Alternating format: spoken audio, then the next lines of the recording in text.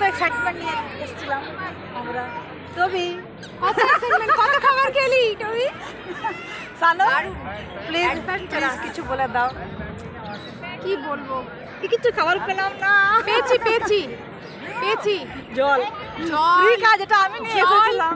আর খাবারের এত চারদিকের স্মেল আসছে, কি দারুণ বড় বড় লাগছে। পোস্টার, বড় বড় পোস্টার, মনটা ভরে যাচ্ছে। Ultimate pure adventurous. আর লোভ লাগছে আমরা এক্সট্রা টিকিট 6টা টিকিট কাটবার পরে আরো এক্সট্রা 6টা টিকিট কেটে করে আমরা লোককে এমনি দেবো বলছি, লোক ভাবছে কিছু ঘোটালা করছি।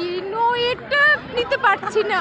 আমরা এক্সট্রা টিকিট কেটে লোককে দান করবো বলছি। আজকালের লোক তো দান করলে ওটা ভাবে কিছু একটা ব্যাপার তাও আছে। খাবার পেলাম না, তাও খাবার কেন কি পেলাম এখানে না। শুধু ক্যাশ চলছে, কোনো নেট আর চলছে না। যাই হোক, এখানে কাণ্ড কারখানা খুব খারাপ।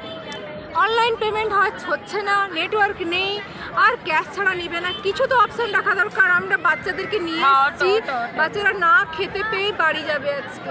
তো লাস্টে আমরা ঘরের পরের কাছে বকা খেয়ে পেট ভরাবো। আর এই ভিডিওটা বানাচ্ছি, আপনাদের সবার কাছে পাঠাচ্ছি, সবার কাছে যাতে এই ভিডিওটা যায় যে আপনারা মেলায় এলেই কিন্তু ক্যাশটা নিয়ে আসবেন অবশ্যই। দিল্লির মেলাতে কলকাতা নয়, দিল্লির মেলাতে এলে, ফুড ফেস্টিভ্যাল যে কোনো মেলাতে ক্যাশ নিয়ে আসবেন। অ্যাটলিস্ট 2000 টাকা তো নিয়ে আসবেন সাথে।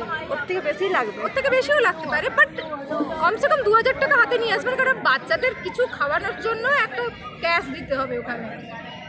প্রথমে টোকন কাটতে হবে তো প্রথমে টোকন কাটতে হবে। ভাই, খুবই খারাপ রইলো খারাপ আমাদের অবস্থা। এক্সপেরিয়েন্স। তবু আমরা বসে আছি, দেখি আমাদের বরেরা গিয়ে কিছু ম্যানেজ করতে পারে কিনা। এসছি যখন আর একটু কষ্ট করে নিই খাওয়ার জন্য।